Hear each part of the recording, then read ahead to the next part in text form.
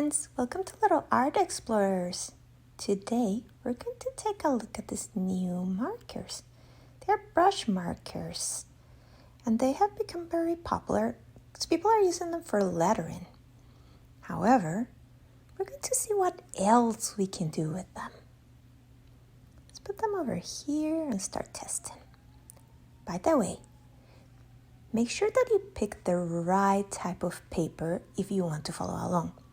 I'm going to use watercolor paper because regular paper may rip when we start experimenting with water. These markers are nice to hold. See the point of the marker? It looks like a brush. It is thicker at the base and thinner at the end. We can make different types of lines with this marker. We can make thick lines. We hold the marker at an angle that brings it closer to the page, almost as if it's laying on it. We can also do a medium line if we lift it up just a little bit. And finally, we can make a thin line by using the tip of the marker. So, depending on what angle we use, we can do different types of lines. When people are lettering, they often mix line widths, something like this. You can play and experiment with this. I'm going to show you a good tip for coloring with markers. What I usually do is that I first contour the shape that I'm going to color. This means that I do the borders first. This helps you stay inside the lines, if that's what you're going for, of course. Then when you fill it in, if you don't want the lines of the marker to show too much, you can color in a circular motion. Kind of like when you're brushing your teeth. Do you know that you can make gradients with water markers?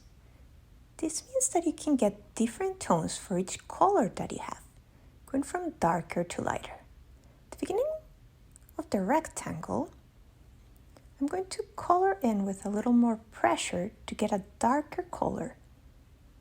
And then as I move to the right, I will add less and less ink.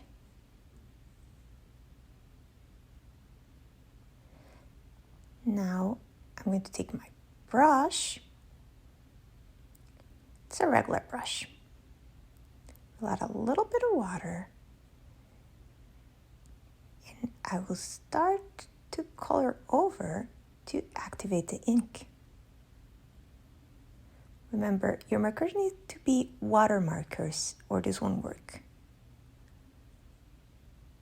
Then you just keep adding water as you go and bringing out the color.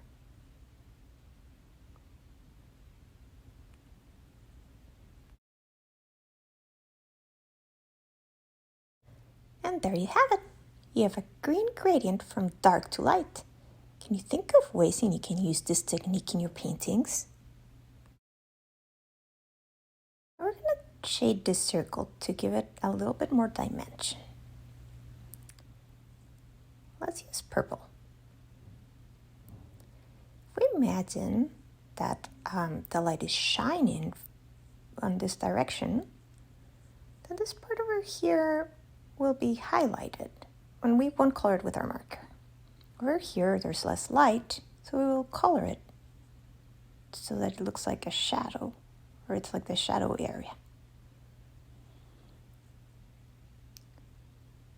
Then as we get closer to the highlight area, we're just going to add less and less color, just a little bit. Now we're going to grab our brush again.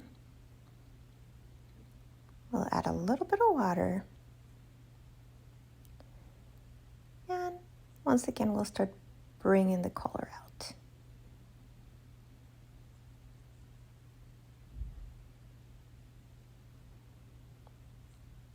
Keep going around. I grab a little bit more water. Clean up the brush maybe and go over the highlighted area.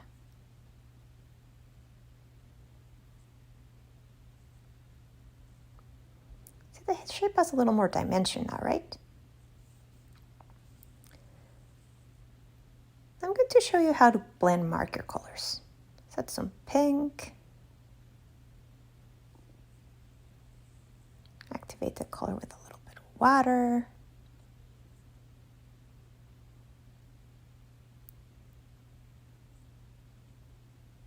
Then let's add some blue.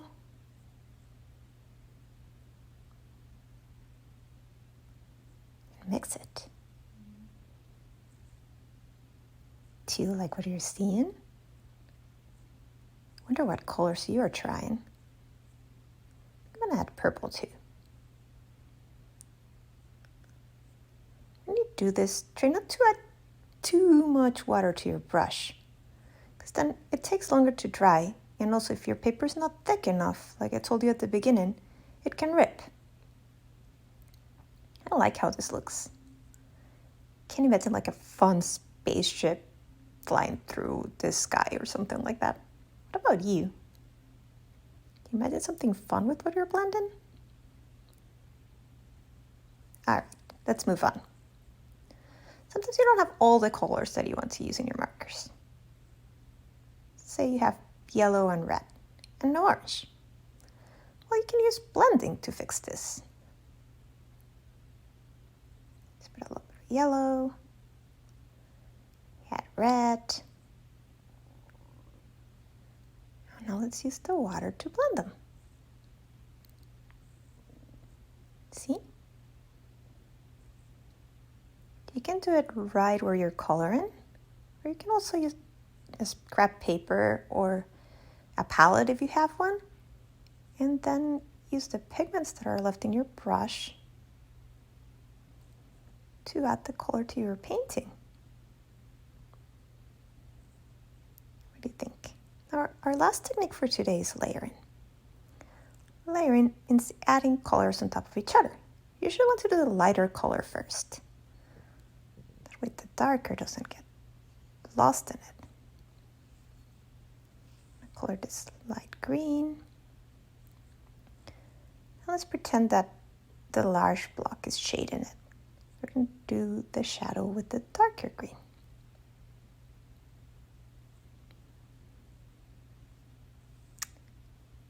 You can also use layering to add texture to your art. Let's do this with our second block. I'm going to color it with light blue.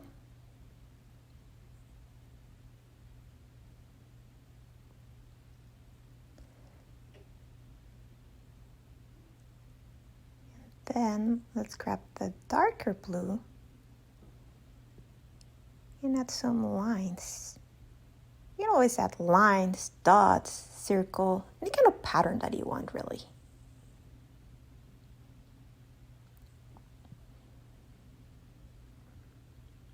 Now let's try one more thing. I'll draw a fish peeking out of the blocks. Oh, there's something important you need to know. The reason why my black hasn't been running with the water is that I'm using a Sharpie. It's an alcohol-based permanent marker. If it was a water-based marker, it would have mixed with the other colors. Let's color the fish.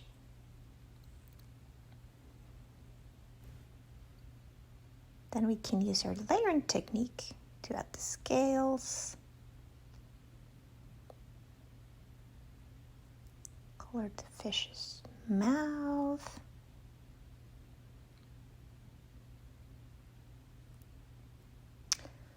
For the ocean, we can add some light blue and mix it with water. This will add more movement to the ocean, perhaps even a little bit more realism, right? Okay, so we're really at the end of our video. We covered a lot. I hope that you enjoyed learning the different ways in which you can use water-based markers.